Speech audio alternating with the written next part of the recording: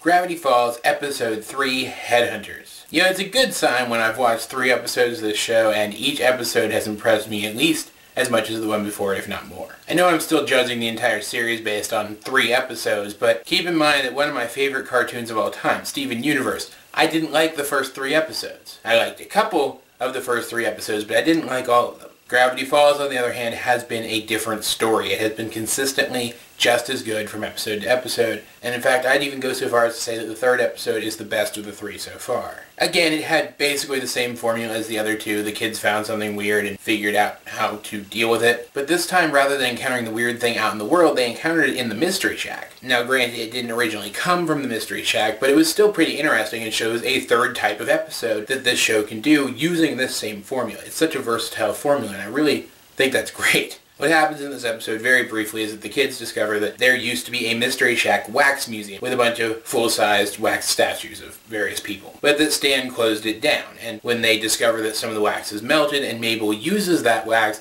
to create a wax statue of Stan, which he becomes weirdly infatuated with, they try to reopen the wax museum, and once again it doesn't succeed. However, Stan is now taking the wax Stan around with him wherever he goes and just kind of chilling with it, which is weird. I'm not even going to get into that. And he becomes so attached to it that when he finds it beheaded with a mysterious axe lying in the ground next to it, he treats it like an actual murder, which, first of all, was just hysterical to me. And the rest of the episode was Dipper and Mabel trying to track down who it was who murdered Wax Stan, because the police, rightfully so, thought that it was stupid. I want to commend this show right out the gate for bringing back some of those characters that we saw very, very briefly in the 2nd episode and giving them a little bit more characterization here. The cops especially, but we got to see the bearded guy again. That was pretty cool. Not a lot of characterization, just enough that we can start to form opinions about their characters and learn who they are as people. I also want to commend this episode for doing a very effective mystery story, like actual follow the clues mystery. You knew right off the bat that that's what this episode was going to be about. The episode actually started with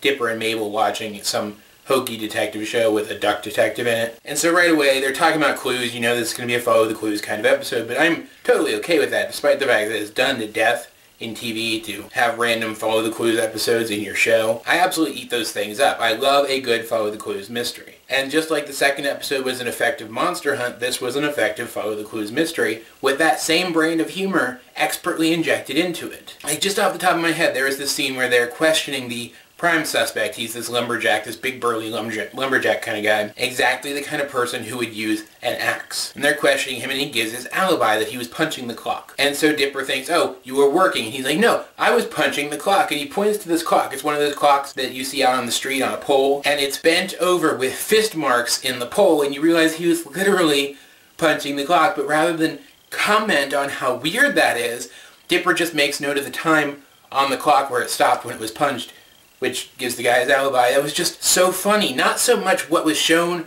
or what was said, but how it was shown and how it was said and how casually it was dropped into that situation. All of it came together to make it an unusually successful joke that was rapid fire. It came and it went, and then the episode continued on from there, as if it had never been anything other than a follow the clues mystery. And it all built up to a satisfactory climax with a big action scene between Dipper and Mabel and the actual villains of the story. We find out eventually that it was the other wax statues, which was perfect because, first of all, I guessed that the wax statues were going to come to life, and second of all, wax statues creep me the heck out. So it gave this mystery / action scene a little bit of a horror twist, at least for me, which is always fun. Anyway, it turns out it was the other wax statues who did it. They're alive. They were cursed back before Stan even got his hands on them, and they wanted revenge on Stan for locking them away after the wax museum failed, and they thought they were actually chopping off Stan's head, which is, first of all, a much darker place than I expected this episode to go. That was surprising. And second of all, it means that these guys mean business. They're not afraid to kill to get what they want. And while they do have the personalities of the people whose forms they are in and the skills of the people whose forms they are in, they're wax statues first and foremost, so they all have the same goals. They don't clash with each other, as you would expect, for example. Dipper, early on in this episode, said something about how he's a very clever person. He's very good at following clues and deducing things, and there's 2 ways that the episode could have gone from there. Either he's not as smart as he thinks he is and he ends up screwing everything up, or he is as smart as he thinks he is and they play it mostly straight. And I honestly expected the episode to do the first, because that one seems more common lately in comedy-style shows to completely humiliate the main character by having them screw up. So I was actually surprised when they went the second route. Even though he does jump the gun once in this episode and accuse the wrong suspect, that's only because he didn't have all the facts at the time. Once Dipper learns all the facts of the case, the true culprit becomes obvious to him. And then he's able to defeat the leader of the Wax Statues, Wax Sherlock Holmes, who has all of the brain power of the actual Sherlock Holmes character. He's able to defeat him by outsmarting him. It was all very impressive stuff that proved Dipper entirely right. But I also want to point out the contributions that Mabel made